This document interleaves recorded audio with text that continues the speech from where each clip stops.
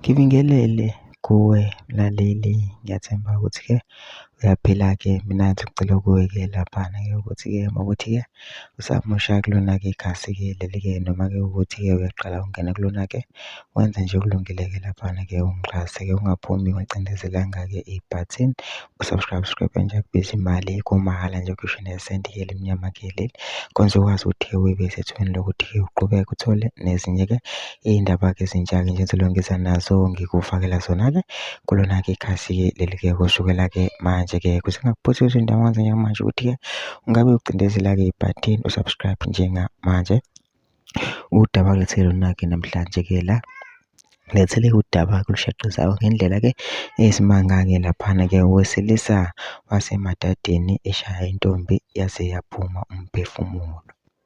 Yaze yabuhlungu into eyenziwe uXolani Mbuyiseni ohlala emadadeni section 7 kwa-R ngoLwesihlanu ebusuku umhlaka 28 March 2025. UXolani kubikwa ukuthi ushaye uNokubonga Khumalo obeyintombi yakhe waze waphuma umphefumulo. Ngokusho komthombo wethu osendaweni ubekade emshayela into angayazi, kuhlule noma esekhala waqhubeka wamshaya. UXolani ugcine eboshiwe, okwamanje akukacaci ukuthi uzovela nini enkantolo.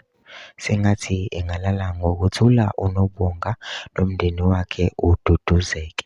Laphana-ke ubemshaya-ke laphana-ke kusolakala ngathi-ke nosisi-ke akayazi-ke lento-ke abemshayela yona-ke umshaya waze wamkhipha-ke umphefumulo. Ngicela ukuthi-ke ungene mu-comment section-ke futhi uvule khona ngalo daba uthi nakucabangani-ke ngalo-ke udaba-ke lolu bese wenza okulungile nje ungixhase-ke, ungaphumi ungicindezelanga-ke ibhathini u-subscribe nje akubizi imali, kumahhala nje kusho nesenti-ke elimnyama-ke leli, kwenza ukwazi ukuthi-ke uqhubeke uthole nezinye-ke iy'ndaba-ke ezintsha-ke nje engizolongisa nazo ngikufakela zona-ke kulona-ke ikhasi-ke leli kusukela-ke manje.